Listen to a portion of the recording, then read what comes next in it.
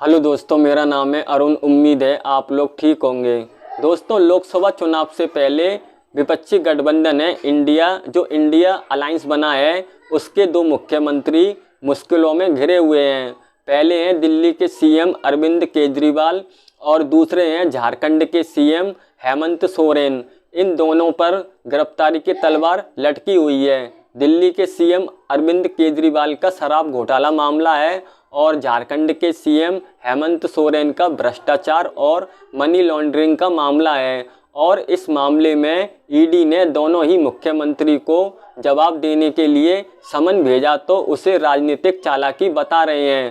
केजरीवाल को ईडी ने तीसरी नोटिस भेजी है।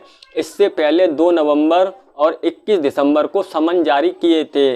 केजरीवाल ने तीनों बार पेश होने से इनकार कर दिया और ईडी के समन को अवैध और गैरकानूनी बताया। और झारखंड के सीएम हेमंत सोरेन को ईडी 7 बार नोटिस भेज चुकी है, लेकिन वो एक बार भी हाजिर नहीं हुए हैं। हेमंत सोरेन ने कहा, यह जांच सच्चाई की खोज पर आधारित नहीं है, बल्कि उनके खिलाफ एक चाल चली जा रही है और उनकी छवि को खराब किया जा रहा है और मेरे खिलाफ साजिश की जा रही है। आपको बता दें कि इंडिया गठबंधन के अरविंद केजरीवाल और हेमंत सोरेन दोनों अहम हिस्सा हैं।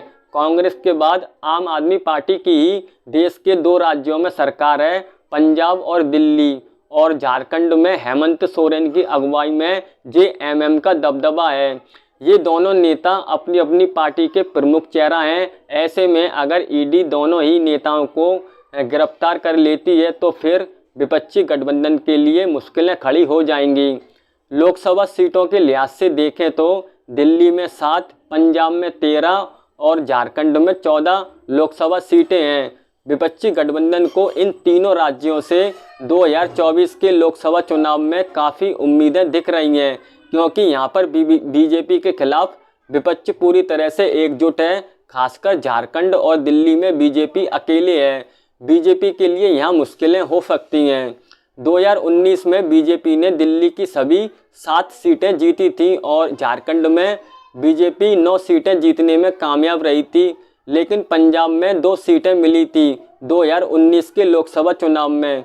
अब इस समय सारा विपक्ष एकजुट हो गया है। ऐसे में बीजेपी को तीनों राज्यों में अपनी 18 सीटों को बचाना है जो 2019 में मिली थी, दिल्ली, पंजाब और झारखंड में।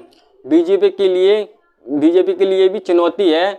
और लेकिन अगर केजरीवाल और हेमंत सोरेन गिरफ्तार हो जाते हैं तो विपक्षी गठबंधन को बहुत बड़ा झटका लग सकता है। अब आगे क्या होता है ये वक्त बताएगा। इस वीडियो में इतना ही। Thank you.